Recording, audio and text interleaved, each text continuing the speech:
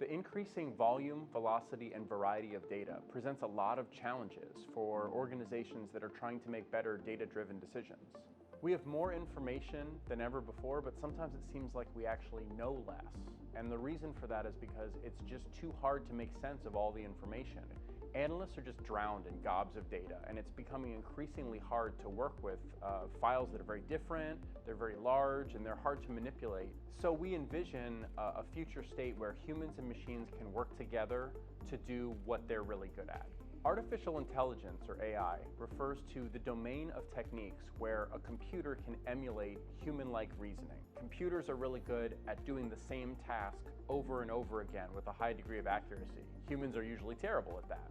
And humans are really good at reasoning through complex situations they've never seen before.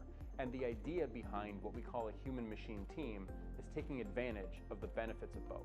I mean, one example of an automated task is sometimes you have to go download all of the files from a website. So like download all your bank statements to submit them to get a loan. Right-click, download each one, and save them to a directory.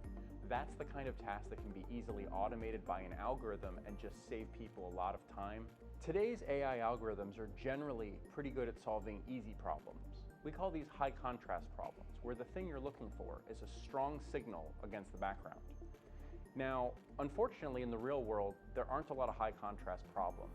For example, in the intelligence and defense domain, most of the adversaries are camouflaged, or they're trying to hide from you, or they're trying to deceive you through their activities and movements. And so we need algorithms that can fight through these types of challenges. One example of trying to train an algorithm and setting up the data is if you were trying to build an ambulance detector. You would go get a bunch of pictures of ambulances and you feed them into the computer and it would learn what an ambulance looks like. But it might learn that the thing that makes an ambulance is that it's a white van. Not that it's a white van that usually has a red cross on the side. So that might give you a false alarm that every white van is mistakenly detected as an ambulance. And this is a very common problem in the training where the computer is keying into a feature that it thinks is important, but it's something that humans have learned through their experience is not the dominant feature of that object.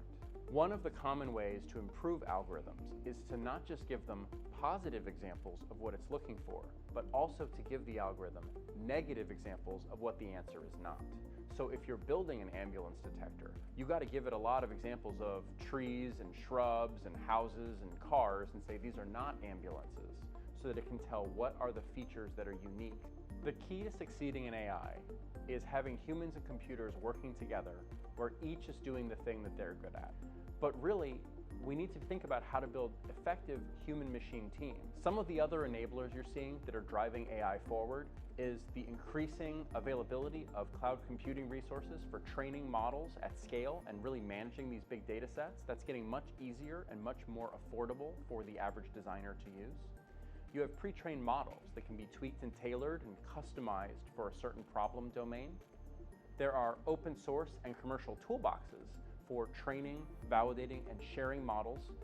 And finally, there are online communities of interest where developers are sharing ideas, challenges, tips and techniques, and even code to try and collaboratively solve problems. And I think the advent of all these things coming together really advances AI, it demystifies some of the technology behind it, and it really democratizes the ability for many different users to apply it to many different problems.